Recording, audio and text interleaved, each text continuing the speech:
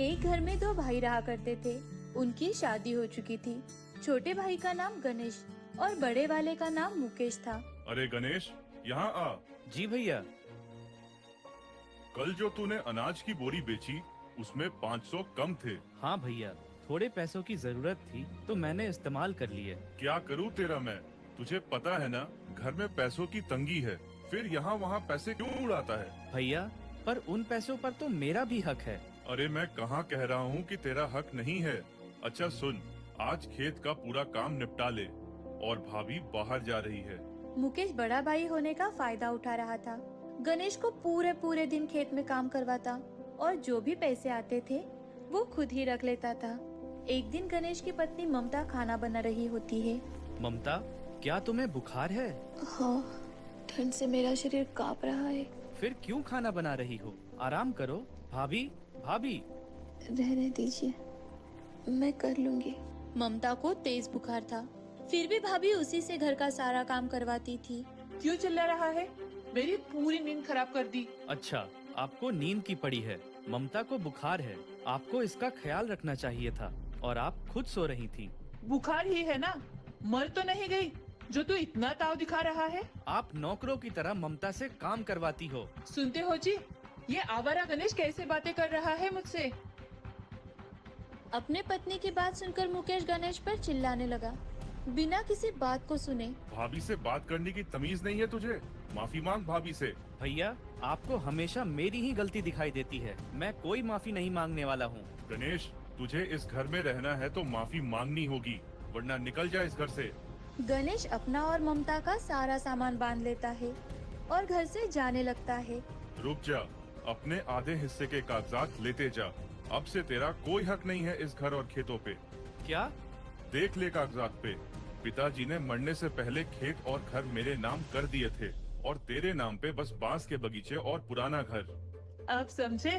तुम दोनों बस इस घर में नौकर थे, नौकर, और आगे की जिंदगी बिताओ गरीबों जैसी। निकलो यहाँ से। गणेश अपने हिस्से पर आए हुए पुराने घर में आ गया। घर की हालत खराब थी, सब कुछ टूटा फूटा था। ये सब देखकर गणेश की परेशानियां और ज्यादा बढ़ गई। अगली सुबह गणेश बांस के बगीचे से कुछ बांस काटकर बाजार में बेचने जाता है। बांस ले लो, बहुत उम्दा बांस है। तभी बाजार में उसके भैया और भाभी कुछ सामान ले रहे थे।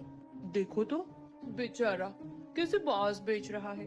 पिताजी सही कहते थे, तू बस एक नालायक औलाद निकलेगा, और देख वही हो रहा है। अरे भैया, कैसे बांस हैं? भैया, मुझे काम करने दो। ज्यादा नहीं साहब, 30 रुपए में एक और 50 में 2 बांस हैं। रोड पर आ गए हैं, फिर भी अकड़ तो देखो। दोनों वहाँ से चले गए। पर मुझे तो 200 से 300 बांस चाहिए। तुम्हारे पास इतने बांस हैं क्या? अरे 200-300 क्या, मेरे पास बहुत बड़े बांस का बगीचा है।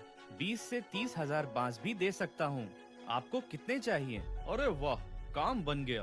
तब तो हम कल आपके बगीचे आते हैं। गणेश ने अपने ग्राहक के बारे में ममता को बताया। ये तो बहुत अच्छी बात है।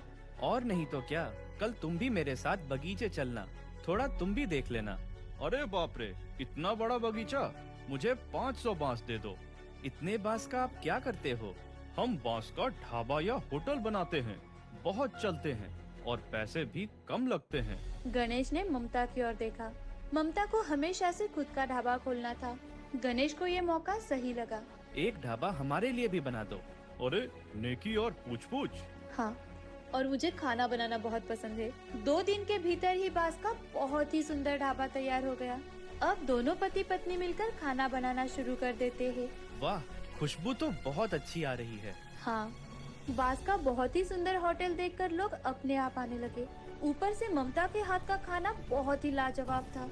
वो हर किसी को पसंद आ रहा था, तो ग्राहक बढ़ते ही जा रहे थे। अपने यहाँ बांस का होटल किसने खोल दिया? जरा लोगों की भीड़ तो देखिए। कम से कम 5 से 10 हजार रूपए हर दिन कमाता होगा। वाह, खाने की खुशबू भी कितनी अच्छी है। चलो खाते हैं। गणेश के भैया और भाभी वहाँ पर खाना खाने के लिए बैठते हैं कि तभी वहाँ पर गणेश आता है।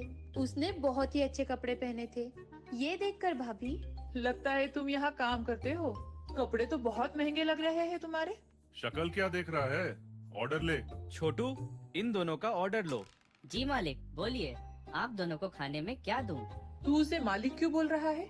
और कैश काउंटर पे वो क्यों बैठा है? अरे इस होटल के मालिक गणेश साहब हैं, तो वही बैठेंगे ना। क्या इस होटल का मालिक गणेश है? मुझे क्या पता, आप दोनों ऑर्डर दे दो, और भी ग्राहक हैं यहाँ। ममता सोने के गहने पहने हुई थी। भाभी ये सब देखकर मन ही मन बहुत जल रही थी। वो मुकेश से, देखिए जी, मुझे भी ममता जैसे गहने चाहिए। उसे देख देख कर मेरा मन जल रहा है। तो मैं क्या करूं? मैं तो खुद गणेश को देख के जल रहा हूं। देखते ही देखते गणेश और ममता के कई सारे ढाबे खुल गए। उनके भैया और भाभी बस जलते रह गए।